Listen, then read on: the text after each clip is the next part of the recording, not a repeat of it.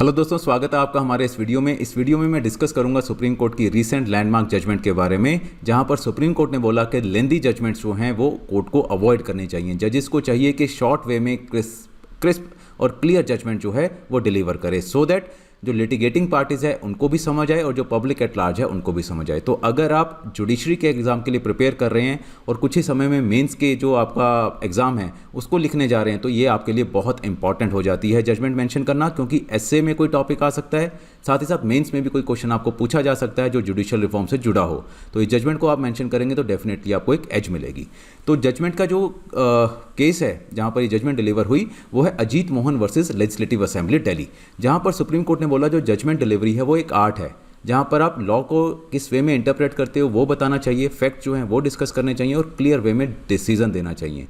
Supreme court की जो judgement होती है वो लॉ ऑफ द लैंड कहलाती है, article 141 of constitution of India में। तो अगर जजमेंट क्लियर होगी तो वो लोगों को भी अच्छे से क्लियर वे में समझ आएंगी, साथ ही साथ जो निचली अदालतें हैं हमारी, वहाँ के जो ऑफिसर्स हैं, एडवोकेट्स हैं, उनको भी बेटर वे में समझ आएंगी। साथ ही सुप्रीम कोर्ट ने यह भी बोला जो एडवोकेट्स हैं उनको भी अपनी आर्गुमेंट्स को शॉर्ट एंड प्रिसाइज रखना चाहिए, क्रिस्प आर्गुमेंट्स होने चाहिए, टू द पॉइंट होनी चाहिए, अनलिमिटेड आर्गुमेंट्स को अवॉइड करना चाहिए। बिकॉज अगर आर्गुमेंट्स क्रिस्प होंगी, क्लियर होंगी, तो जजमेंट्स भी ऑटोमेटिकली शॉर्ट और क्लियर रहेंगी।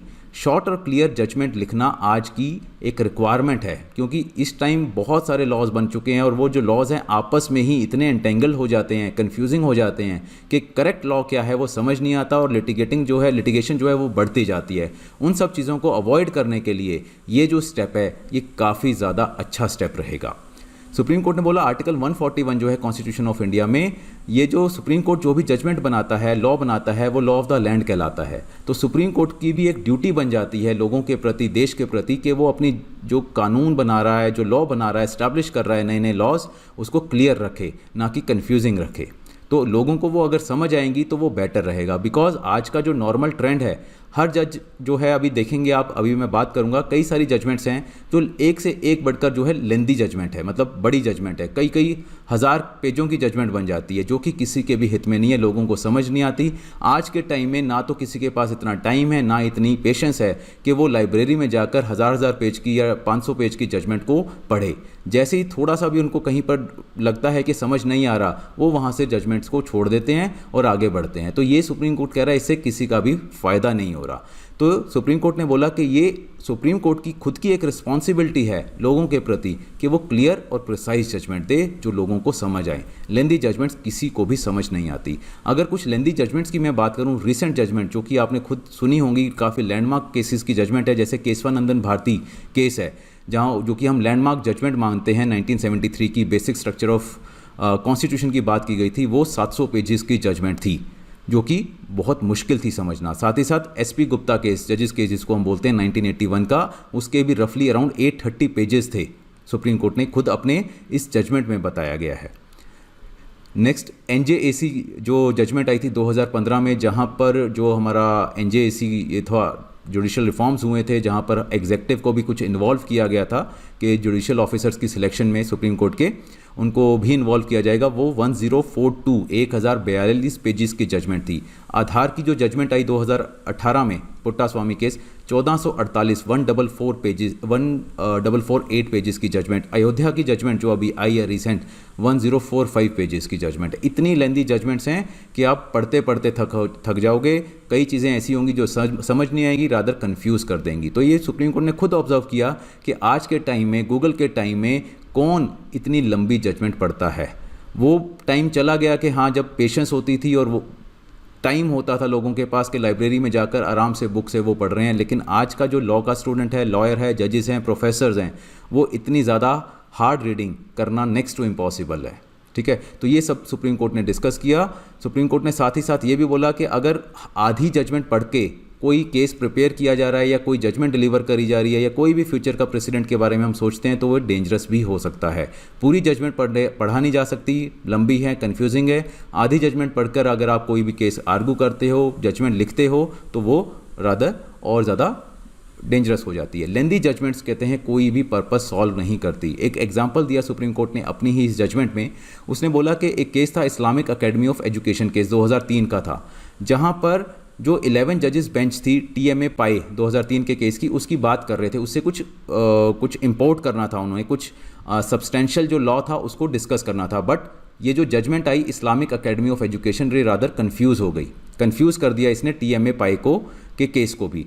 तो बाद में 7 जजेस की बेंच PA इनामदार के केस में 2005 में उन्होंने फिर उस जजमेंट में जो इश्यूज नए क्रिएट हो गए थे उसको रिजॉल्व करते हुए जजमेंट पास की। तो ये एक बहुत ही सिंपल जजमेंट हो सकती थी 2003 की इस्लामिक अकेडमी ऑफ एजुकेशन की, बट कंफ्यूज हो गई और उसके बाद 7 जजेस बेंच PA इनामदार के केस में वो इशू को सॉल्व किया। तो ये सुप्रीम कोर्ट ने अपनी ही जजमेंट में एग्जांपल दिया कि ऐसी भी चीज़ें होती हैं। अगर UK और US की कोर्ट्स की बात करें, वहाँ के किस तरह की जजमेंट्स होती हैं उसके बारे में बात करें, तो सुप्रीम कोर्ट ने खुद अपनी जजमेंट में बोला कि बड़े इंपॉर्टेंट केसेस जैसे पार्लियामेंट प्रोरोगेशन केस 2019 का हुआ UK की सुप्रीम कोर्ट का, जो कि सिर्फ 24 पेज की जजमेंट थी। मार्बरी वर्सेस मेडिसन केस था 1803 का, जहां पर डॉक्ट्रिन ऑफ जुडिशियल रिव्यू के बारे में बात की गई और वहां पर सिर्फ जजमेंट जो थी 18 पेजेस की जजमेंट थी। अगर इंडिया में होती तो शायद 1800 पेज की भी जजमेंट हो सकती थी। एक और लीडिंग केस था टेक्सास वर्सेस जॉनसन 1989 का, जहां पर फ्री स्पीच की बात की गई in the context of right to burn American flag. मतलब हम सोच सकते हैं कि अमेरिकन फ्लैग को बर्न करने के राइट के बारे में जहां बात की गई, उस जजमेंट को जो भी वहाँ के सुप्रीम कोर्ट थे उन्होंने डिस्कस किया 43 पेजेस में, जस्ट 43 पेजेस में। यहाँ पर अगर हम इंडिया में देखें तो एक छोटा सा क्रिमिनल केस जो है वो भी 100 पेजेस की जजमेंट ले जाता है कई बार। लॉरेंस वर्सेस टेक्सास का एक जजमेंट आई 2003 में, जहाँ पर डीक्रिमिनलाइजेशन ऑफ सोडोमी हुआ in the state of Texas और उसमें सिर्फ 49 पेजेस की थी। इससे सिमिलर इशू यहाँ पर इंडिया में हमारा डिस्कस हुआ था नवतेज सिंह जौहर के केस में 2018 में, जहाँ पर 493 पेजेस की जजमेंट थी। तो कहाँ 49 पेजेस और कहाँ 493, ऑलमोस्ट 10 गुना बड़ी जजमेंट। एक और केस था रॉय वर्सेस वेड का 1973 में, जहाँ पर अबॉर्शन राइट्स के बारे में बात की, जो कि सिर्फ 66 पेजेस की जजमेंट थी।